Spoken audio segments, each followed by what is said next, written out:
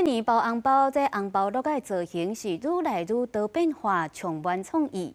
即马毋但是顶悬印的字甲图样，家己铺主是有咧做刺绣的业者，将这一般用纸做红包落个改做用布刺绣的真高工，一档限量敢若会当做5000的刺绣红包。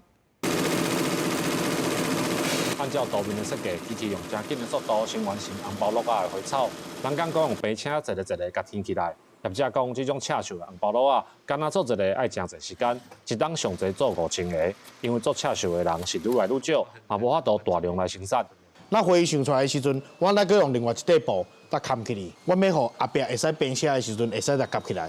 伊这个线滴里后头我都去夹，夹好以后，再来有过一遍。所以安尼前后做起来。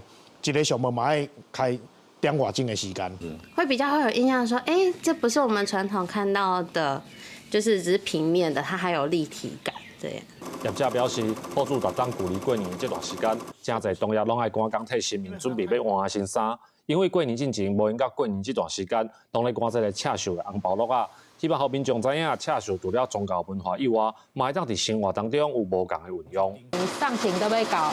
所以做侪迄种迄私人的邻家趁节的时阵，紧甲新年换新衫，拢咧赶这个物件，还佫有一寡迄三角旗、零旗之类的物件安尼。刺绣这个行业是咱台湾足重要的行业。那我希望讲，我莫单单做咱这个宗教的，咱佫爱做基督教，佫做天主教的，因为像这种红包落啊买上济，就是拢一寡无共款宗教的人来信仰来买。 所以，阮才会做出这种物件。